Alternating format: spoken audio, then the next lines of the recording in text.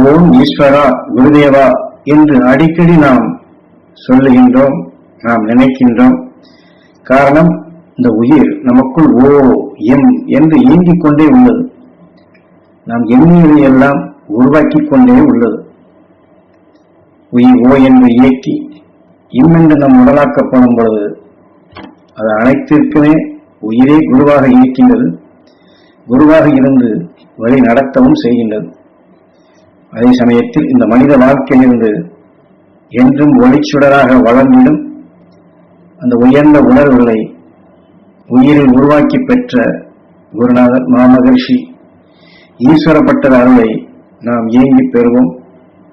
ஈஸ்வரப்பட்டதை எண்ணி ஏங்கி தியானிக்கும் பொழுது நம் உயிர் அதை அணுவின் கருவாக உருவாக்குகின்றது. அப்படி கருவாக்கப்படும் பொழுது நமக்குள் உருவாக்கும் ஈசனாக நம் குரு வருகின்றது. நமக்குள் உருவாக்கும் ஈசனாக நம் குரு வருகின்றது. ஆக இதை ஏன் சொல்கிறோம் என்றால், குருநாதர் பெயரும் ஈசன் என்றும் ஈஸ்வரன் என்றும் பெயரை வைத்துள்ளார்கள்.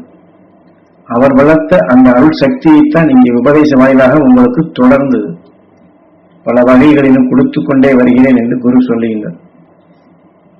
குருவாக அவர் உபதேசித்த அந்த உணர்வுகளை பதிவாக்கப்படும் பொழுது அந்த உணர்வுகள் மாமகர்ஷி ஈஸ்வராய குருவினுடைய உணர்வுகள் குருவாக இருந்து அந்த அருவ உணர்வை நமக்குள் உணர்த்தி ஈஸ்வரப்பற்ற எப்படி பெற்றாரோ அந்த வழியில் நம்மையும் அருளானந்தம் பெறச் செய்யும் நிலைகளுக்கு அது குருவாக நம்மை அழைத்து செல்லும்.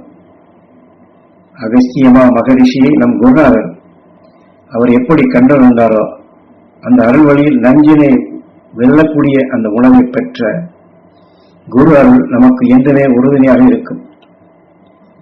உறுதுணையாக இருக்கும் நம் குருவின் துணை கொண்டு அகஸ்தியமா மகரிஷின் அருள்சக்தியை கவரும் தன்மை பெற்று இருளை வென்று ஒளியை உருவாக்கும் உணர்வின் சக்தியை பெறக்கூடிய தகுதிக்குத்தான் இந்த தியானத்தை மேற்கொள்கின்றோம்.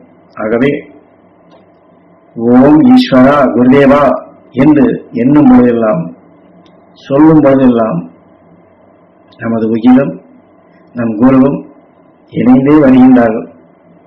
அந்த இணைந்த உணர்வு கொண்டே குரு அருளை நமக்குள் பெறுவோம் என்ற ஏக்க உணர்வுடனே ஒவ்வொரு நாளும் ஒவ்வொரு நிமிடமும் தியானிப்போம். ஏனென்றால் ஞானகுரு அவர்கள் இந்த உபதேசத்திலே நமது உயிர்தான் கடவுள் ஈஸ்வரன் என்று நாம் எண்ணினாலும் நம் உயிரை எண்ணுவது போன்று மாமகர்ஷி ஈஸ்வராய குருதேவரையும் அதை இணைத்தே நாம் எண்ண வேண்டும். ஈஸ்வரா என்று சொல்லும் பொழுதே நமது உயிரையும் குருவையும், அதாவது ஈஸ்வர பற்றையும் எண்ணியே இணைந்த நிலையில் கொண்டே நாம் எதையுமே அந்த உயர்ந்த சக்திகளை பெற்று பழக வேண்டும்.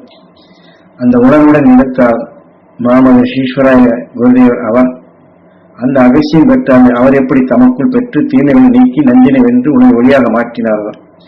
அந்த அரும்பெரும் சக்தியை நாமும் நமக்குள் கவனமும் நம் உடலுக்குள் உருவாக்கவும், நாமும் அவர் வழியில் உணர்வுகளை எல்லாம் ஒளியாக மாற்றவும் அந்த சக்தி நாம் பெற இது ஏதுவாக இருக்கும் என்பதைத்தான் நம் உயிரோடு ஒன்றி குருவோடு ஒன்றி தியானிக்க வேண்டிய முறைகளை இதில் நமக்கு வழிகாட்டுகின்றார்கள்.